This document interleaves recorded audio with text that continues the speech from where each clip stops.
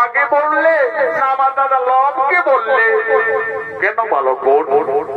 আমি তোমাদের দুই ভাইকেই বাবা বললাম। তাহলে বলো দেখি রাজা, তোমার মায়ের কোটা স্বামী?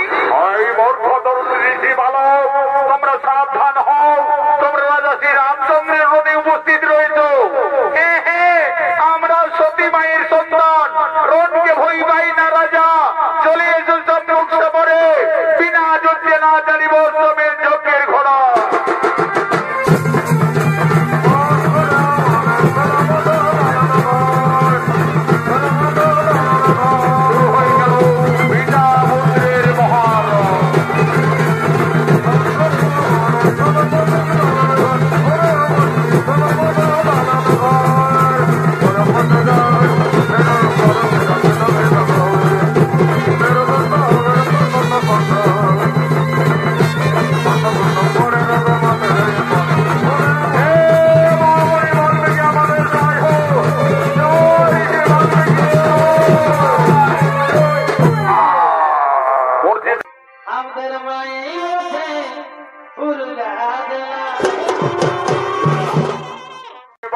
মহাদেবের ভূমিকায় অংশ নিতে নৃত্যশিল্পী জিতেন কৈবর্ত।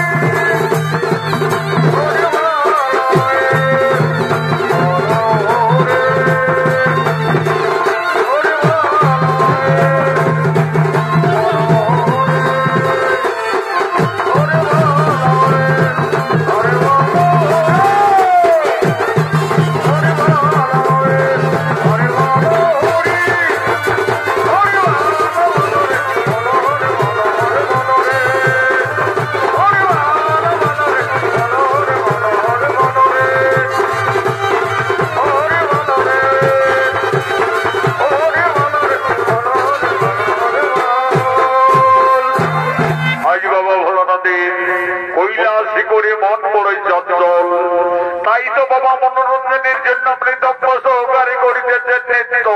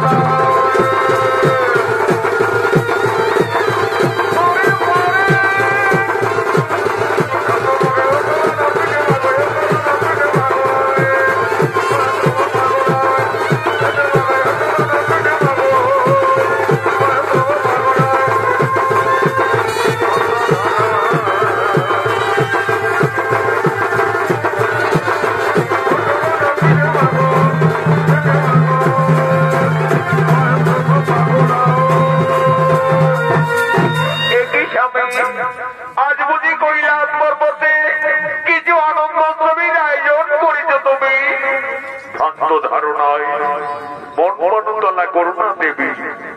আজ আমার কৈলাসে করি মন পড়ে চঞ্চল, তাই তো দেবী মৃদঙ্গ সহকারে।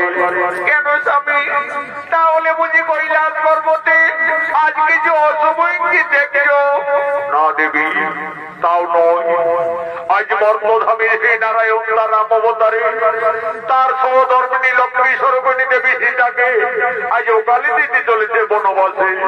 একই বলছে প্রভু, নারায়ণ তো রাক্ষস কুল বিনাশের জন্য রাম অবতারী মর্তলোকে গমন করেছে। তাছাড়া মর্তধামী লক্ষ্মী ছাড়া নারায়ণ কিভাবে থাকবে প্রভু? তাই তো দেবী, সেই রামায়ণের অপূর্ব লীলা জলদেবী মোর সাথে মর্তধামে আজ তুমি নয়ন ঘরে করিবে দর্শন।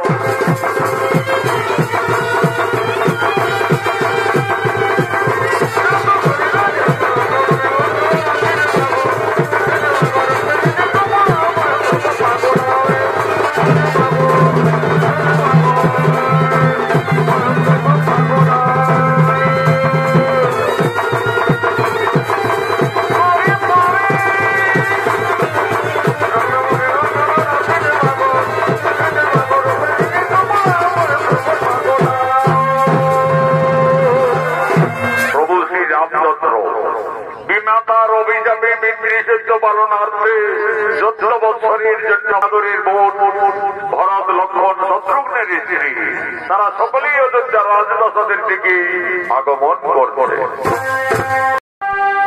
আর গায়ের বনে ধারে ভালোবাসায় আছে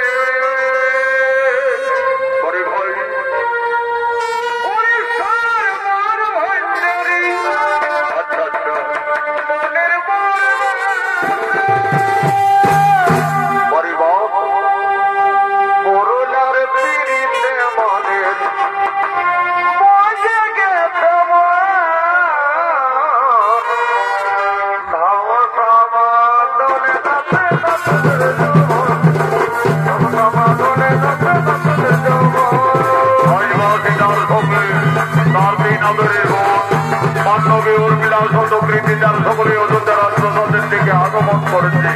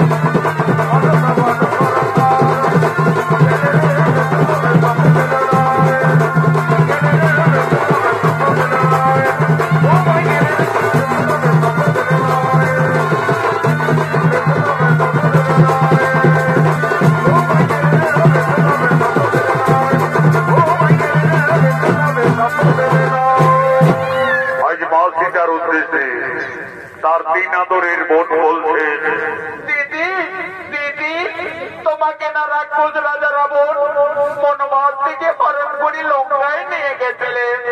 দিদি সকলেই বলে ওই রাক্ষস রাবণের নাকি 10টি ভয়ঙ্কর মাথা ছিল, 20টি হাত ছিল। দিদি বলো না, সেই রাক্ষস রাবণ দেখতে কত ভয়ঙ্কর ছিল। ওরে বোনরা, আমাকে দুরাচারী পাপিষ্ঠ রাক্ষস রাবণ বনবাস থেকে হরণ করে লঙ্কায় নিয়ে গেছিলেন দিকে, কিন্তু আমি কোনদিন নয়ন ভরি ওই রাখা রাবণকে দর্শন করেছিলাম না। তবে আমাকে যেদিন আকাশ পথে হরণ করে নিয়ে যায় লঙ্কায়, আমি সেই দিন সমুদ্রের জলে ওই ভয়ঙ্কর দানবীর রূপ নিতে দেখেছিলাম। ওরে বন্ধুরা, সেই রাক্ষস রাবণ কতই ভয়ঙ্কর। আজ আমি রাজপ্রাসাদের মধ্যে তার শরীরের অঙ্গ প্রত্যঙ্গ সমস্তই অঙ্কন করছি, তা তোমরা নন মনে দর্শন করো। মা সীতা, রাক্ষস রাজা রাবণ দেখতে কতই ভয়ঙ্কর ছিলেন। আজই অযোধ্যা রাজপ্রাসাদের মধ্যে তার 10টি ভয়ঙ্কর রাক্ষসের মাথা, 20টি হাত, শরীরের অঙ্গ প্রত্যঙ্গ একের পরে কঙ্কন করতে লাগলেন। সেই সময় মা সীতা 15 মাসের গর্ভবতী ছিলেন। মা সীতার ননে নিদ্রার আকর্ষণ থেকে উঠল। সেই রাক্ষসের ছবি অঙ্কন করতে করতে মা জানকী তার উপরেই নিদ্রা যাপন করলেন। দিদি, মান্ডবী দিদি, ওই দেখো আমাদের সীতা দিদি রাক্ষস রাবণের ছবি অঙ্কন করতে করতে নিদ্রাম্বিত হয়ে গেলেন। আমাদের সীতা দিদি 15 মাসের গর্ভবতী, তার বিশ্রামের খুবই প্রয়োজন। চলো দিদি, ততক্ষণে আমরা রাজপ্রাসাদের অন্তরালে যাই। চলো।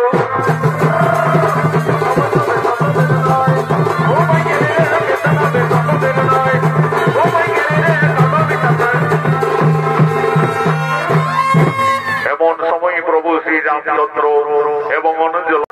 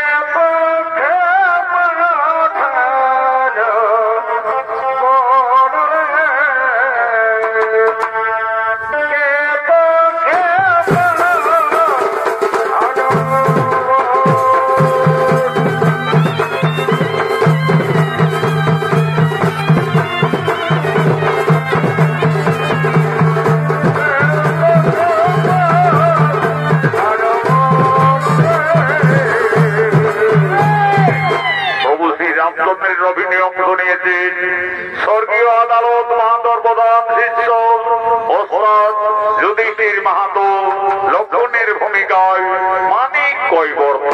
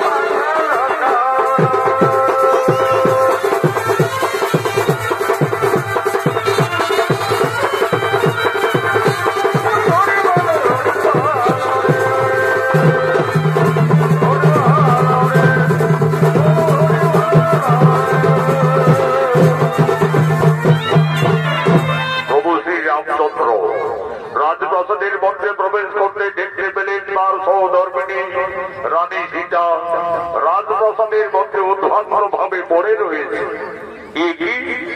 আমার সীতা ওইভাবে রাজপ্রাসাদের মধ্যে পড়ে আছে কেন? প্রভু শ্রী রামচন্দ্র এসে দেখলেন রাক্ষস রাজা রাবণের ছবি অঙ্কন করে তার উপরে তার স্ত্রী নিদ্রা যাপন করে রয়েছে। সীতা ওইভাবে লঙ্কেশ্বর রাবণের ছবি অঙ্কন করে রাজপ্রাসাদের মধ্যে অবগাহন করে রয়েছে কেন? না না না না না না, তা হতে পারে না, তা হতে পারে না। সীতা কেন রাক্ষস রাবণের উপরে বিরাজমান? তাহলে কি আমার সীতা সত্যি এই লঙ্কা গিয়ে রাক্ষস রাবণের প্রেমে পড়েছিল? হয়তো সীতা রাবণ রাজাকে কোনো ভুলতে পারেনি যে তার ছবি অঙ্কন করে সীতা তার উপরে অবগাহন করে রয়েছে। না না না না না না না, আমার সীতা ও সতী, এই সীতা কলঙ্কিনী, যার জন্য আমরা দুই ভাই দিবারাত্রি মনে মনে কেঁদেছি, যার জন্য আমি ওকালে বালি রাজকে হত্যা করেছি, যার জন্য লক্ষ লক্ষ মানুষ সেনাসঙ্গে করে রাক্ষস কুল বিনাশ করে এই জানকীকে লঙ্কার থেকে মুক্তি করে অযোধ্যায় ফিরে এনেছি। আজ সেই সীতা রাবণের এই ছবি অঙ্কন করে রাজপ্রাসাদের মধ্যে নিদ্রা যাপন করতেছে। না না না না, আমার সীতা ও সতী, এই সীতা কলঙ্কিনী, কোথায় ওরে প্রাণের ভাই লক্ষ্মণ?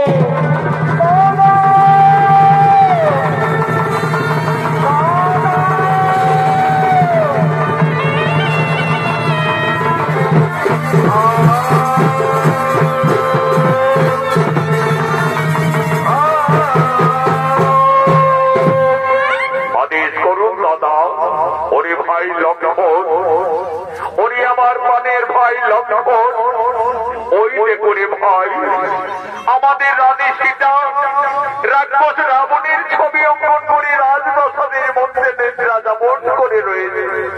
ওরে ভাই লক্ষ্মণ, এই কলঙ্কিনী হয়তো লঙ্কায় গিয়ে রাক্ষস রাবণের প্রেমে পড়েছিল। হয়তো সীতা রাবণ রাজাকে কোনো ভুলতে পারেনি যে তার ছবি অঙ্কন করে সীতা এখনো তার উপরে বিরাজমান। যদি আমাদের অযোধ্যা নগরে থাকে তাহলে আমাদের সূর্য বংশের বদনাম হয়ে যাবে রে ভাই, আমাদের রঘুকুলের বদনাম হয়ে যাবে। ওরে প্রাণের ভাই লক্ষ্মণ, এই কলঙ্কিনীর আর আমি মুখ দর্শন করতে চাই না।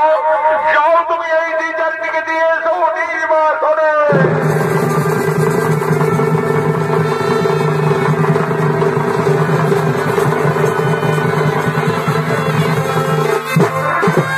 দেবী, তুমি একই করলে দেবী, তুমি আজ আমাদের অযোধ্যার পবিত্র মাটিকে কুলসিত করে দিলে। ধীরে ধীরে মা সীতা নিদ্রার আকর্ষণ ভঙ্গ হল। চোখ মেলে যাইতেই মা জানকী রাজপ্রাসাদের মধ্যে তার দেবর লক্ষ্মণকে দেখতে পেলে। লক্ষ্মণ, একই ভাই, তুমি প্রাসাদে? দেবী, তুমি একই করিলে দেবী? তুমি কেন রাক্ষস রাবণের ছবি অঙ্কন করলে আমাদের রাজপ্রাসাদের মধ্যে? তুমি তার উপরে স্মরণ করে নিদ্রা যাপন করতেছিলে। তুমি কি সত্যি লোকটাই গিয়ে রাক্ষস রাবণকে ভালোবেসে দিলে? তুমি কি রাবণ রাজাকে কোনো ভুলতে পারোনি? আরে ভাই লক্ষ্মণ, আমি কিছু ভুল করিনি রে ভাই। আমি শুধু আমার ওই উর্মিলা মান্ডবী বন্ধের বোঝাবার জন্য এই রাক্ষসের ছবিকে আমি প্রাসাদের মধ্যে অঙ্কন করেছিলাম রে ভাই। তুমি জানো না দেবী, এই অপরাধে তুমি কলঙ্কিনী, এই অপরাধে তুমি বিচারিণী। যে রাক্ষস রাবণ তোমাকে বনবাস থেকে হরণ করে লঙ্কায় নিয়ে যায়, সেই রাবণের ছবি অঙ্কন করে তুমি ভুল করেছ, অপরাধ করেছ। প্রভু শ্রী রামচন্দ্র আর কোনদিন তোমার মুখ দর্শন করবে না। আমায় আদেশ দিলে এই মুহূর্তে তোমায় দিতে হবে নির্বাসনে।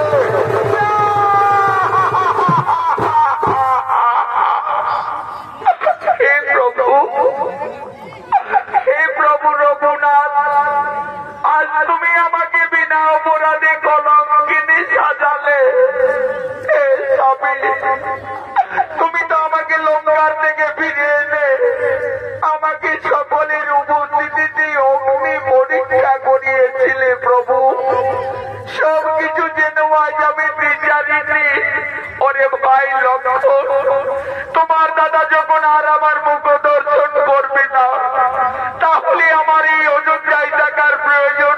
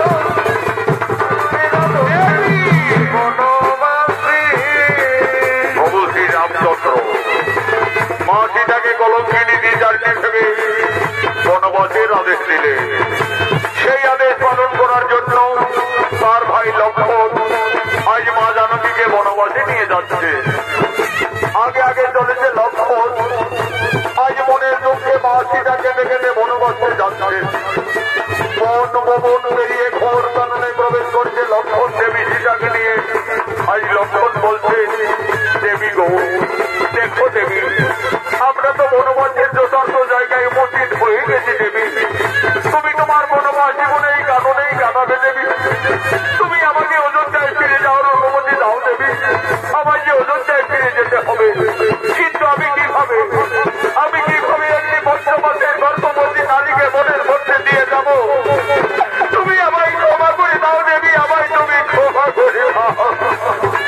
যে জানকীর জন্য আমি 12 বছর অনাহারি অনিদ্রায় ছিলাম, যে জানকীর জন্য আমি সব নিজের মাছ মুখে ধারণ করেছি, আজ এই জানকীকে আমায় বনবাসে দিয়ে যেতে হবে। আমায় ক্ষমা করে দাও দেবী, আমায় তুমি ক্ষমা করে দাও। অরে ভাই লক্ষণ, তুমি তো তোমার দাদার আদেশ পালন করেছো রে ভাই। তুমি ফিরে যাও ভাই অযোধ্যায়। তোমার দাদা আমাকে বিয়ের সময় দিয়েছিলেন আমার গলার মুক্তার হার, কানের দুল, পায়ের নকল। আমার বনবাসে এই অলঙ্কারের শোভা পাবে না রে ভাই। এই অলঙ্কারগুলি তুমি ফিরে নিয়ে যাবে অযোধ্যায়। তোমার দাদা রঘুরাজের কাছে দিয়ে বলবে, দাদা তোমার আদেশ আমি পালন করেছি। তোমার কলঙ্কিনী রানীকে আজ আমি বনবাসে দিয়ে এসেছি, বনবাসে দিয়ে বনবাসে দিয়ে এলাম। তোমার যাবো কি রে, তোমার যাবো কি রে, বনবাসে দিয়ে এলাম। প্রভু শ্রী রামচন্দ্র মা সীতাকে বিয়ের সময় যে যে অলঙ্কার দিয়েছিলেন, আজ মনের দুঃখে মা জানকী বনবাসে কেঁদে কেঁদে গলার মুক্তার হাত, কানের দুল, পায়ের নপুর সমস্ত অলঙ্কার লক্ষণের হাতে তুলে দিলেন। আজ মা জানকী বলছে, ওরে ভাই লক্ষণ, এই সমস্ত অলঙ্কার নিয়ে তুমি ফিরে যাবে অযোধ্যায়। তোমার দাদা রঘুরাজের কাছে দিয়ে বলবে, দেশে গিয়ে বলবে তোমার দাদা বাবুরে বনবাসে দিয়ে এলাম তোমার জানকী রে। দেশে গিয়ে বলবে তোমার দাদা বাবুরে বনবাসে দিয়ে এলাম তোমার জানকী রে। লক্ষণ ফিরে চলে গেলেন অযোধ্যায়। আজ মা সীতা সংসার হারা জনম দুঃখিনী বনচারিণী। আজ মা জানকী বনে বনে কাঁদছে, তার নয়নের ধারা অবিরত বইছে। আজ মা সীতা কাঁদছে আর কেঁদে কেঁদে বলছে, হে বিধাতা, এখন আমি কোথায় যাব? এই বনবাসে আমি কি খাবো? আমি কিভাবে আমার এই গর্ভের সন্তানে বাঁচাবো? দাদা দাদা, আমি আর কোথাও যাব না। আমার বেঁচে থাকার চেয়ে আমার মরে যাওয়াই ভালো হবে। আমার মরে যাওয়াই ভালো হবে। হে প্রভু রঘুনাথ, তুমি শুধু যুগে যুগে আমাকে কাঁদিয়েই চলেছ প্রভু। আমার এই নারী জনম দুঃখের জীবন যুগে যুগে আমায় কেঁদেই যেতে হলো প্রভু, শুধু কেঁদেই যেতে হলো। চারি যুগে আমি বড়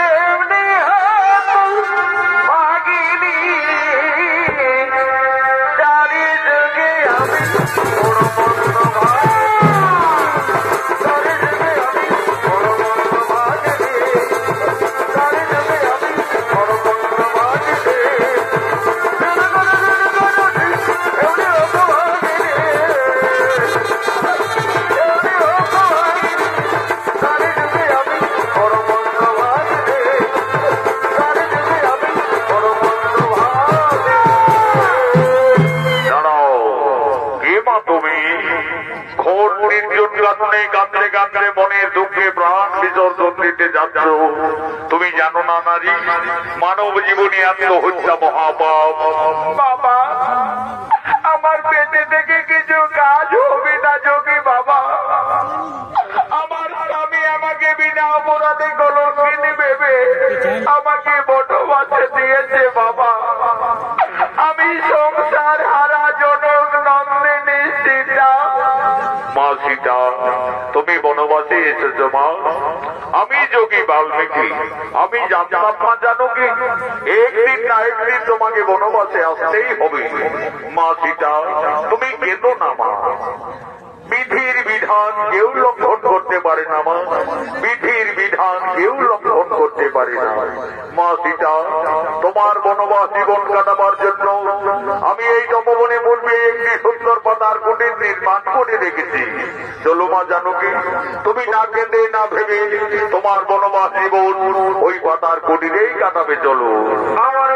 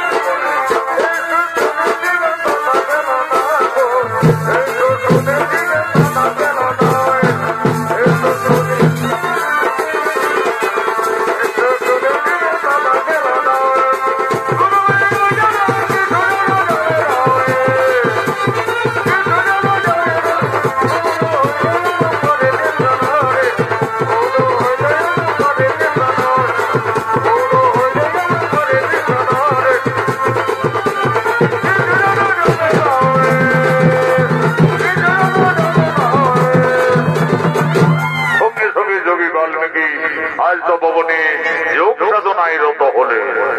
ওম নমো শ্রী ব্রহ্মদেবায় নমো নমঃ। ওম নমো শ্রী ব্রহ্মদেবায় নমো নমঃ। ওম নমো গুরু ব্রহ্মা গুরু বিষ্ণু গুরু দেব মহেশ্বর গুরুবে পরম ব্রহ্ম তস্মৈ শ্রী গুরুবে নমো নমঃ। এমন সময় মা সীতা এসে বলছে, বাবা বাবা। কি মা সীতা? বলো মা সীতা, তোমার কি হয়েছে মা? বাবা, আমার পুত্র লব ওই দেখো বাবা, সেগুন বৃক্ষতলে ঘুমিয়ে আছে। বাবা, আমি ততক্ষণে ওই সরোবর থেকে স্নান সেরে জল নিয়ে ফিরে আসছি বাবা। দেখো মাসিটা, তুমি স্নানে যাবে চলে যাও, কিন্তু দেরি করো না, কারণ তোমার পুত্র লব ছোট্ট বালক, সে খুবই উপদ্রব করি, সে এখন ঘুমিয়ে রয়েছে। থাক, আমি এখন এখানে ধ্যানে আছি। যাও মা, তুমি আর বিলম্ব না করে তাড়াতাড়ি স্নান সেরে জট নিয়ে ফিরে আসবে। যাও।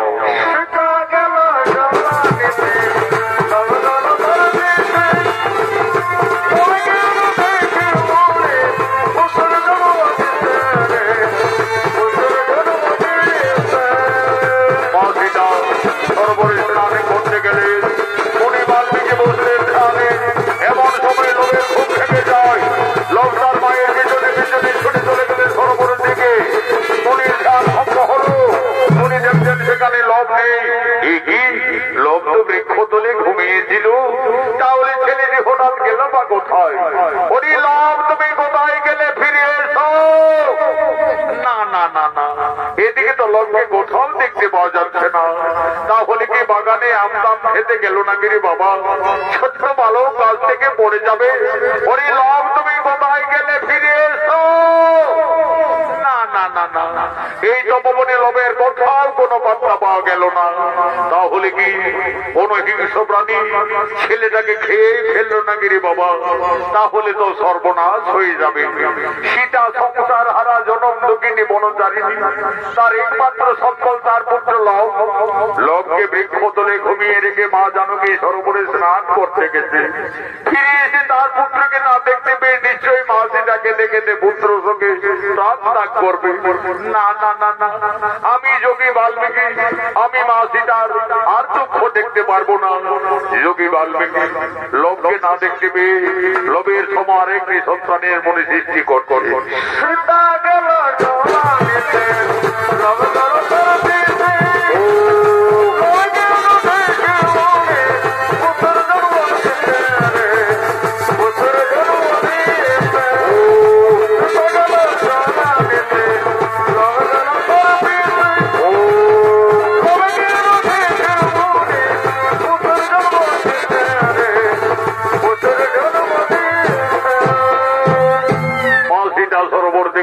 করে বেরিয়ে এসে দেখছে লোভের মতো আরেকটি সন্তান সেই বৃক্ষ তলেই ঘুমিয়ে আছে।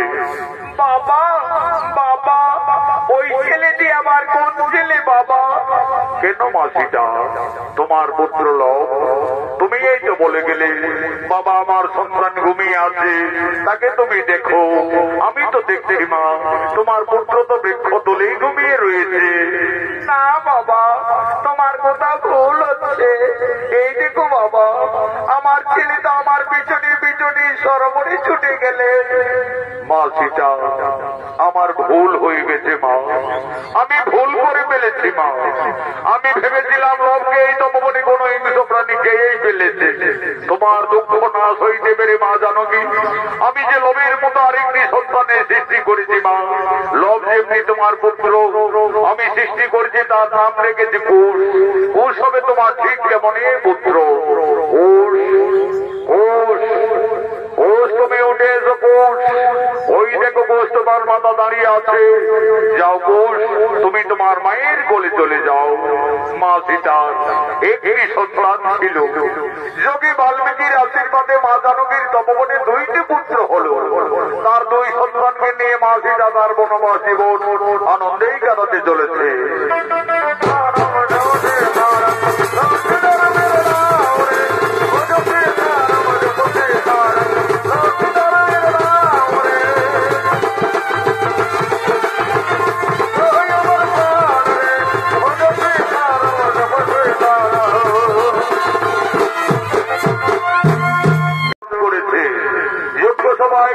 বৈশিষ্ট্য রাজা রাজপুত্র ভরত লক্ষ্মণ শত্রুঘ্ন সকলেই আগমন করছে।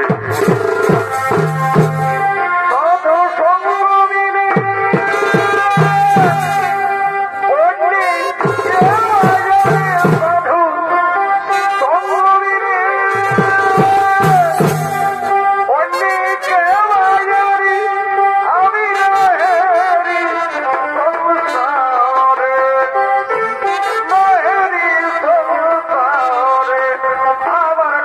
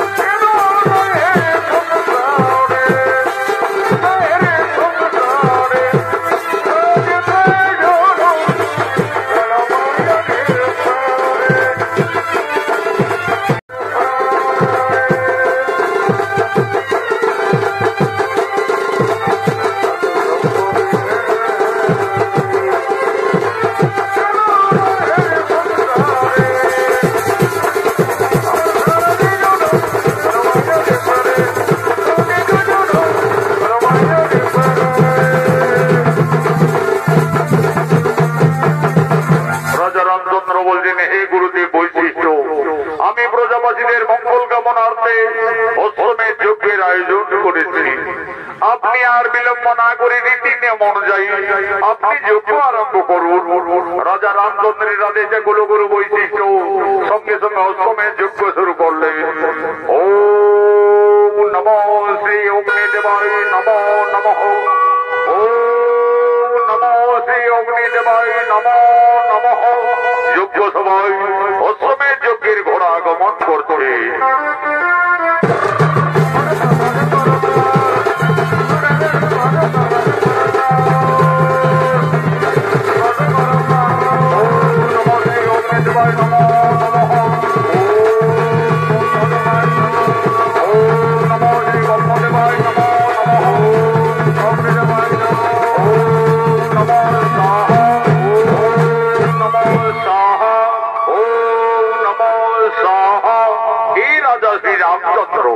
আমাদের অষ্টমের যজ্ঞ প্রায় সমাপনের মুখে, আর বিলম্ব না করে এই অষ্টমের যজ্ঞের ঘোড়ার কপালে স্বর্ণাক করে সুন্দরভাবে লিপিবদ্ধ করুন। এই ঘোড়া রাজা রামচন্দ্রের অষ্টমের যজ্ঞের ঘোড়া। এই ঘোড়া যত দূর যাবে তত দূর অযোধ্যার সীমানা বলে পরিচিত থাকবে। আর যদি কেউ বাহুবলে বন্দী করে তাহলে রাজা শ্রী রামচন্দ্রের সঙ্গে যুদ্ধ করতে হবে। কুলগুরু বৈশিষ্ট্যের আদেশে রাজা রামচন্দ্র অষ্টমের যজ্ঞের ঘোড়ার কপালে লিপিবদ্ধ করিলে ঘোড়া যজ্ঞস্থল থেকে যাচ্ছে। ঘোড়ার পিছনে পিছনে অযোধ্যার সমস্ত সেনারা যেতে লাগলে।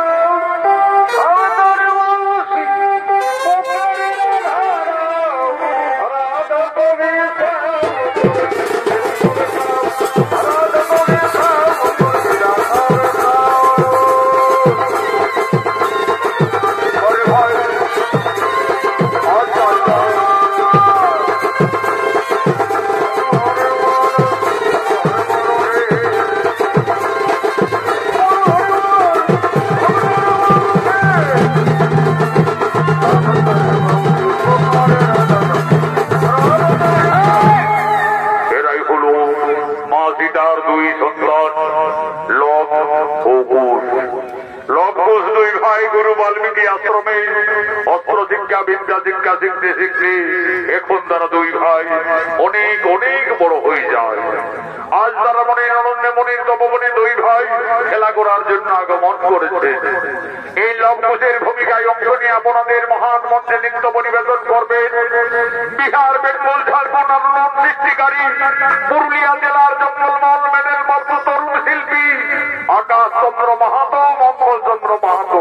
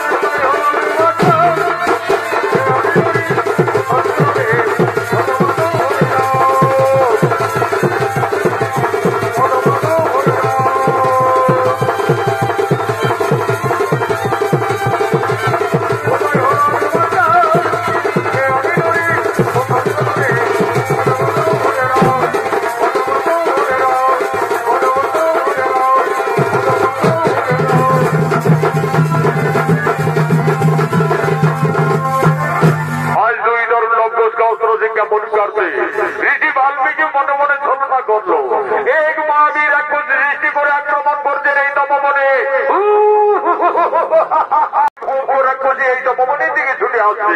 চলো ভাই, ততক্ষণে আমরা কুটিরে পালিয়ে যাবো। না দাদা, আমরা কুটিরে পালাতে যাবো কেন? আমাদের গুরু বাল্মীকি অস্ত্র শিক্ষা শিখিয়েছে। চলো না দাদা, সেই অস্ত্র মানে আমরা দুই ভাই ওকে বিনাশ করে দেবো। তবে তাই চলো ভাই, তাই চলো। এই রাক্ষসী, এই তপবনে এক পা এগিয়ে এলে আজ তোকে আমরা সকলে বিনাশ করবো। কি এ তো সাহস তোদের অভিযোগী ভালো? আজ আমি তোদের তপবনে খেয়ে ফেলবো।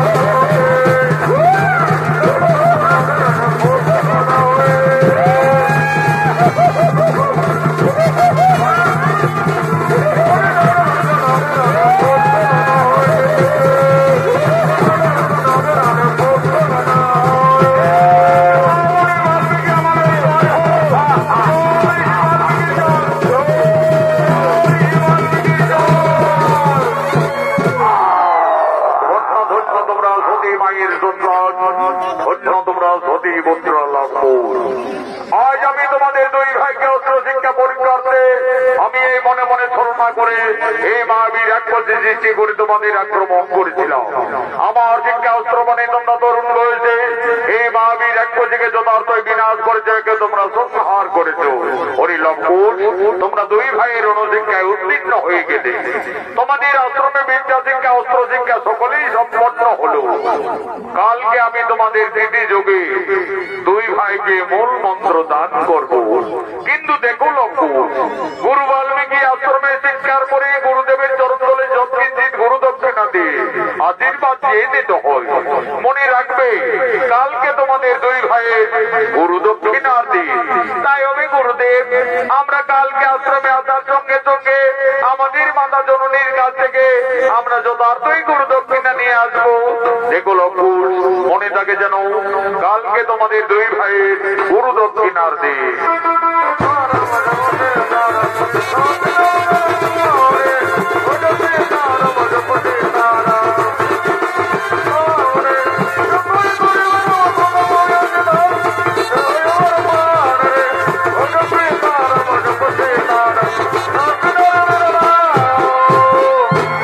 আজ মনের আনন্দে দুই ভাই চলে গেলেন কুটিরে। কুটিরে গিয়ে তাদের মাতা সীতার কাছে তারা নিবেদন করছে, মাতা তুমি কোথায়? কি হয়েছে লঙ্কুশ? ওইভাবে মা মা চিৎকার করতে করতে কুটিরে এলি, তপবনে কিছু বিপদ হয়েছিল নাকি বাবারা? না মাতা, আজ আমরা তপবনে একটি ভগ্ন রাক্ষসীকে দুই ভাই বিনাশ করে দিয়েছি মা। আমাদের গুরুদেব বলেছেন আমরা অস্ত্র শিক্ষায় উত্তীর্ণ হয়ে গেছি মা। আমাদের আশ্রমে বিদ্যা শিক্ষাও সম্পন্ন হয়ে গেছে। কালকে আমাদের গুরু দক্ষিণা দিতে হবে। দাও মা, আমাদের গুরু দক্ষিণা দাও। হরি লঙ্কুশ, হরি পুত্রগণ, তোমরা তো দুই ভাই বড় হয়েছ, তোমরা তো সকলেই বুঝতে পারছো আমরা যে বনবাসী বাবারা, আমাদের কুটিরে কিছু নেই লঙ্কুশ। আমি কি দিয়ে তোমাদের গুরু দক্ষিণার থেকে মুক্তি করব? মা তুমি কেঁদো না মা, তোমার দিবারাত্রি কান্না আমরা যার কিছুতেই সইতে পারি না। জানো মা, আমাদের গুরুদেব বলেছেন চুরি করা অপরাধ, কিন্তু যে না অপরাধ নয়। ওই তো মা অদূরী নগর দেখা যাচ্ছে। চলো না মা, আমাদের গুরু দক্ষিণার জন্য সকলের কাছে কিছু কিছু সাহায্য চেয়ে নেবে মা সীতা একদিন ছিলেন অযোধ্যায় মহারানী, আজ সে ভাগ্য ফেরে জনম দক্ষিণী বনবাসিনী। তার দুই সন্তানের গুরু দক্ষিণা দেওয়ার মতো মা সীতার কুটিরে কিছুই নেই। আজ মনের দুঃখে মা জানকী এই নগরের ধারে ধারে সকলের কাছে করজোড়ে নিবেদন করছে, হে ভক্তগণ, আজ আমি খুবই সংকটে পড়েছি। আমার দুই সন্তানের গুরু দক্ষিণা দেওয়ার মতো আমার কাছে কিছুই নেই। আজ আমি সকলের কাছে করজোড়ে নিবেদন করছি, আপনারা সকলে কিছু কিছু সাহায্য করে আমার দুই সন্তানের গুরু দক্ষিণার থেকে আপনারা মুক্তি করে দিন, মুক্তি করে দিন।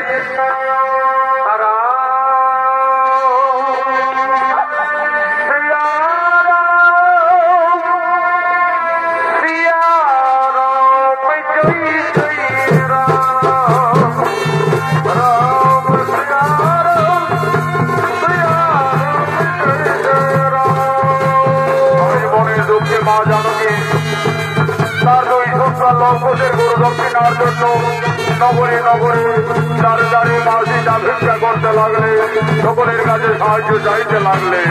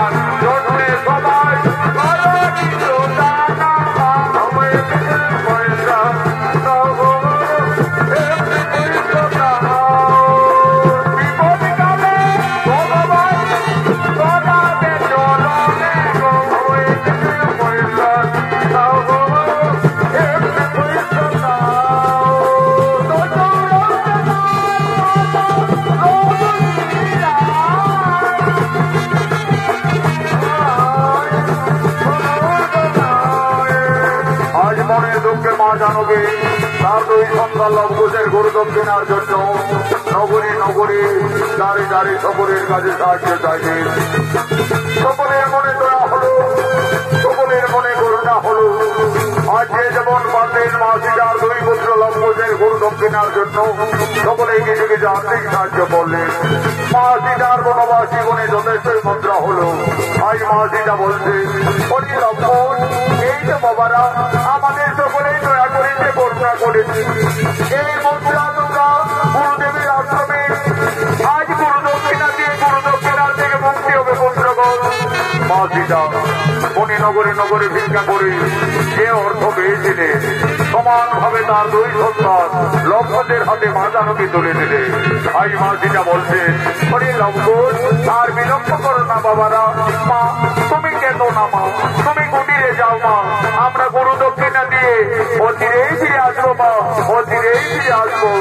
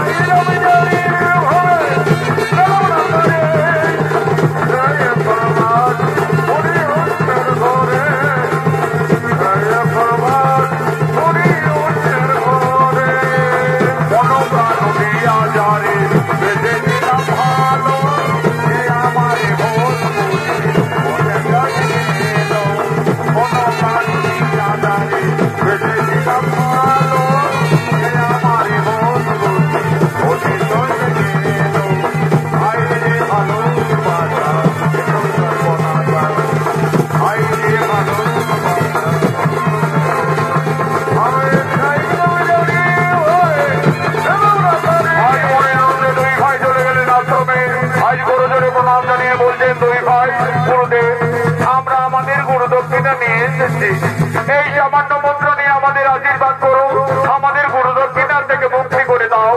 ধন্য ধন্য তোমরা সতী পুত্র লাভ। আজ আমি আনন্দিত, আমি গর্বিত, আমি তোমাদের পূর্ণ আশীর্বাদ করবো, তোমরা আরো শক্তিশালী হবে, আরো ভয়ঙ্কর যোদ্ধা হবে। এই নাম গুরুদেব, এই নাম আমাদের গুরু দক্ষিণা।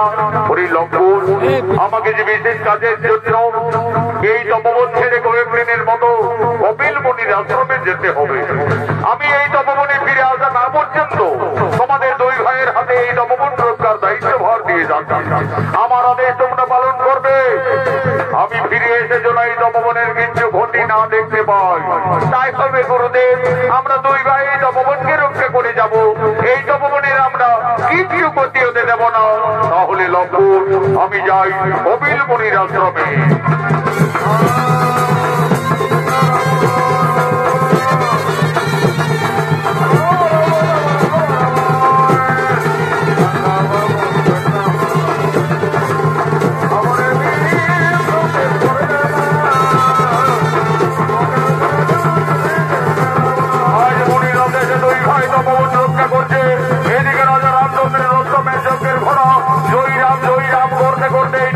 দিকে ছুটে চলেছি।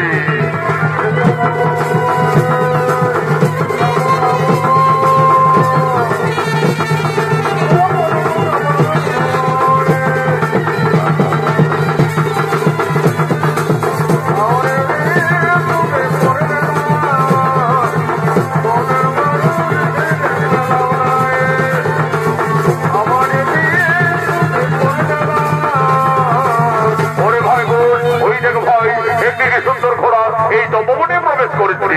দাদা মস্ত বড় ঘোড়া, দাদা মস্ত বড় ঘোড়া, আমার ঘোড়ার পিঠে চাপার খুবই ইচ্ছে করে দাদা, আমি একটু ঘোড়ার পিঠে চাপবো দাদা, আমি একটু একুশ নামো নামো নামো নামো। ওই দেখো ওই ঘোড়ার কপালে কি লেখা আছে? কি লেখা আছে দাদা? ওই দেখো ভাই, এই ঘোড়ার কপালে স্বর্ণাক্ষরে লেখা রয়েছে, এই ঘোড়া অযোধ্যার মহারাজ শ্রী রামচন্দ্রের রথমের যজ্ঞের ঘোড়া। এই ঘোড়া যতদূর যাবে ততদূর অযোধ্যার সীমানা বলে পরিচিত থাকবে, আর যদি কেউ বাহু বলে বন্দী করে তাহলে রাজা শ্রী রামচন্দ্রের সঙ্গে যুদ্ধ করতে হবে। দাদা এই ঘোড়া তো আমাদের গুরু বাল্মীকির তপবনে এসেছে, আমাদের তো গুরুদেব এই তপবন রক্ষার দায়িত্ব ভার দিয়ে কপিল মুনির আশ্রমে গমন করেছে। চলো দাদা এই ঘোড়াকে আমরা বন্দী রাখবো, প্রয়োজনে আমরা যুদ্ধই করবো। তবে তাই চলো ভাই, তাই চলো। ওরে অর্থ তুমি আমাদের তপবনের বন্ধু, আমাদের সঙ্গে খেলা করবে। চলো ভাই গুণ আমাদের বন্ধু ঘোড়ার পিঠে চড়ে আমরা এই তপবনে খেলা করি।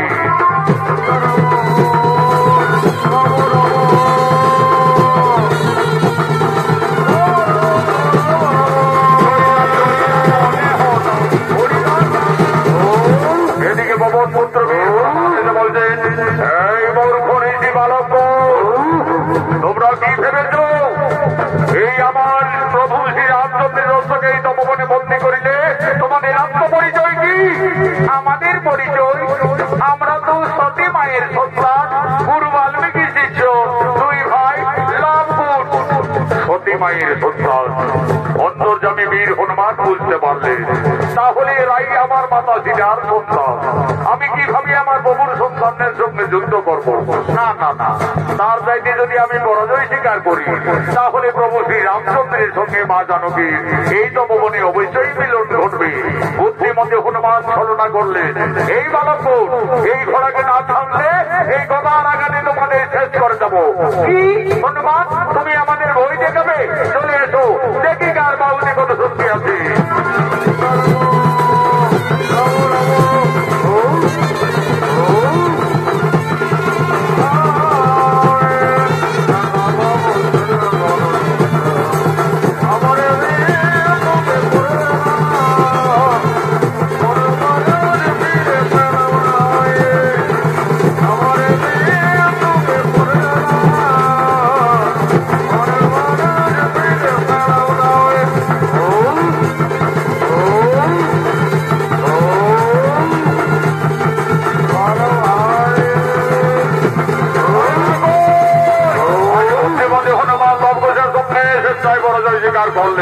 আজ লঙ্কুশ হনুমানকে বন্দী রাখলে তপবনের এক বৃক্ষ ডালে এমন সময় উপস্থিত হয়ে যায় ভরত ভরত শত্রুঘ্ন, এই বালকপুর তোমাদের এত সাহস হলো কিভাবে আমাদের অশ্বমেধ যজ্ঞের ঘোড়াকে এই তপবনে বন্দী করিলে? মুক্তি করে দাও, না হলে রণের জন্য প্রস্তুত হয়ে যাও। হ্যাঁ হ্যাঁ, আমরা রণের জন্য প্রস্তুত আছি, চলে এসো, দেখি কে হারে আর কে জিতে।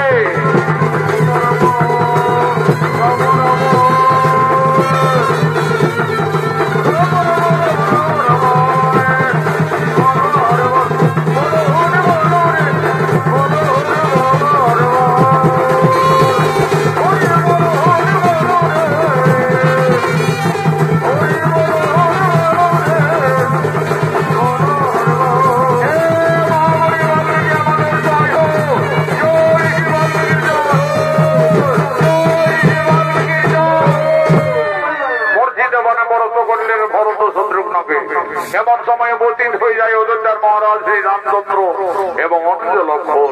এই কি আজ তপবনে পরাস্ত করেছে আমার দুই ভ্রাতা ভরত শত্রুঘ্নকে, আজ পরাস্ত করে বন্দী রেখেছে পবন পুত্র বীর হনুমানকে, বন্দী করেছে আমার অশ্বমেধ যজ্ঞের ঘোড়াকে। কেমন শক্তিশালী দুই ঋষি বালক কে বাবা তোমরা? আমরা সতী মায়ের সন্তান, গুরু বাল্মীকি শিষ্য, দুই ভাই লবকুশ। লবকুশ, দেখো লবকুশ, এই ঘোড়াকে তোমরা বন্দী করে ভুল করেছো, এই ঘোড়াকে তোমরা মুক্তি করে দাও বালক। তাহলে তুমি এই অযোধ্যার মহারাজ শ্রী রামচন্দ্র? হে বালক, তোমাদের অনুমান সত্য, আমি অযোধ্যাপতি ত্রিলোকজয়ী রাজা শ্রী রামচন্দ্র। রাজা, ওই ঘোড়ার কপালে লেখা আছে এই ঘোড়া যত দূর যাবে তত দূর অযোধ্যার সীমানা বলে পরিচিত থাকবে। হে বালক, তোমরা তো ঠিকই বলেছ, এই ঘোড়া আমার অশ্বমেধ যজ্ঞের ঘোড়া, এই ঘোড়া যত দূরে যাচ্ছে না কেন তত দূর আমাদের অযোধ্যার সীমানা বলেই পরিচিত থাকবে। রাজা, তাহলে তুমি না যুদ্ধে এই ঘোড়াকে আমরা তপবন থেকে কিছুতেই ছাড়বো না।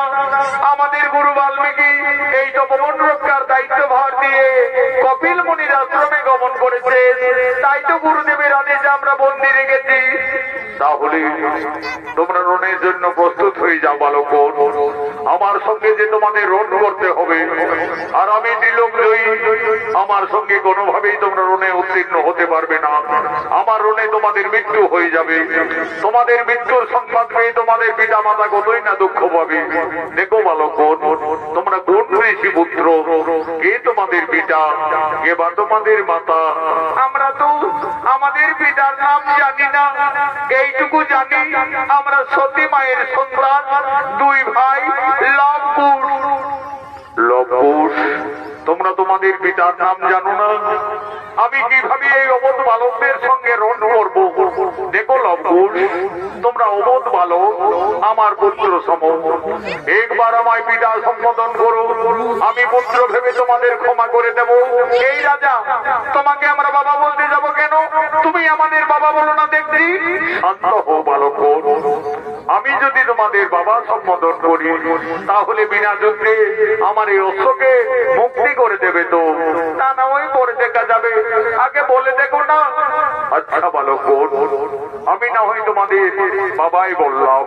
এই রাজা, তুমি কাকে বাবা বললে? আমাকে বললে না আমার দাদা লবকে বললে? কেন বালক, আমি তোমাদের দুই ভাইকেই বাবা বললাম। তাহলে বলো দেখি রাজা, তোমার মায়ের কোটা স্বামী? ঋষি বালক, তোমরা সাবধান হও, তোমরা রাজা শ্রী রামচন্দ্রের রণে উপস্থিত রয়েছ। হ্যাঁ হ্যাঁ, আমরা সতী মায়ের সন্তান, রণকে ভয় পাই না রাজা। চলে এসো সম্মুখ সমরে, বিনা যুদ্ধে না জানিব অশ্বমেধ যজ্ঞের ঘোড়া।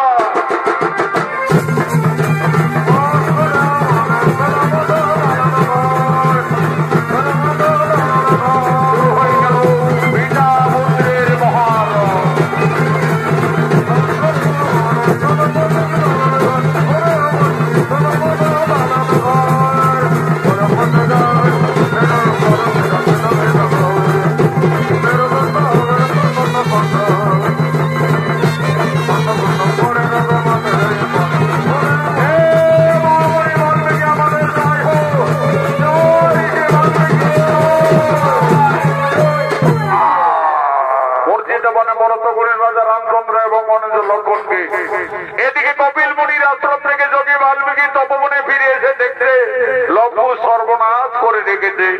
ওরে শিষ্যগণ, ওরে লবকুশ কোথায় তোরা?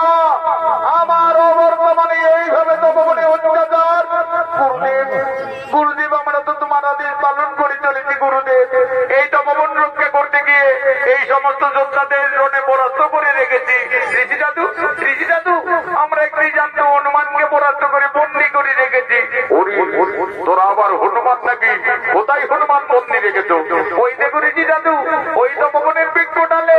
ওরে বাবা রে, এই যে আমার পবন পুত্র বীর হনুমান রে বাবা, এই হনুমানের সঙ্গে তোমরা ঝগড়া করেছো। ওরে লবকুশ, এই রাজাদের না জেনে না শুনি কেন তাদের উপরে আঘাত করেছো? জানি গুরুদেব, ওই রাজা বলছে আমি অযোধ্যার মহারাজ শ্রী রামচন্দ্র, আমার অষ্টমের যজ্ঞের গোড়াকে বিনা যুদ্ধে ছেড়ে দাও। আমরা ছাড়িনি গুরুদেব, আমরা তোমার আদেশ পালন করে চলেছি। ওরে লবকুশ, আমার আদেশ পালন করতে গিয়ে তোরা তো নিজেরাই নিজেদের এই সর্বনাশ করে নিয়েছি। যা যা, তোদের মাতা সীতাকে তোরা তাড়াতাড়ি তপবনে রেখে নিয়ে আয়। তোদের মাতা সীতাই বলবে ওই রাজার সঙ্গে তোমাদের পরিচয় কি। মা, তুমি তাড়াতাড়ি তপবনে এসো মা, আজ আমরা যুদ্ধে জয়ী হয়ে গেছি মা। ওরে লবকুশ, তপবনে কি হয়েছে বাবারা? মা, আজ আমরা যুদ্ধে জয়ী হয়ে গেছি মা।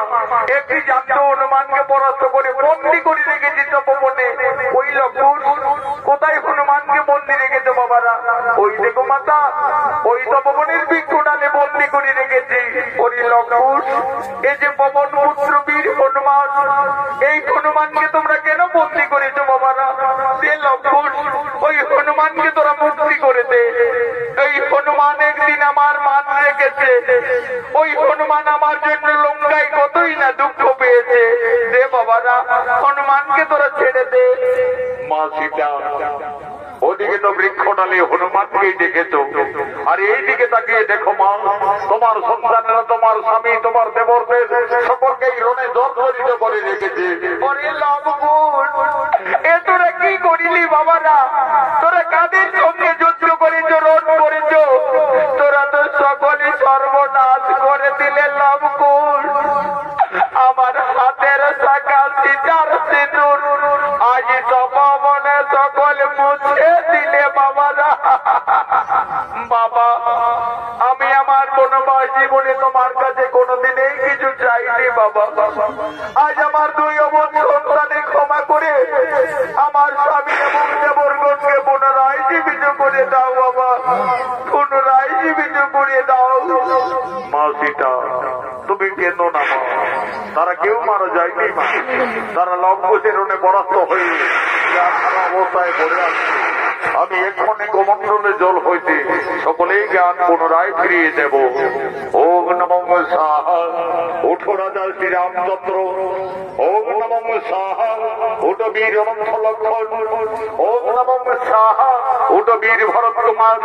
ওম নমঃ সাহা, উঠো শত্রুঘ্ন।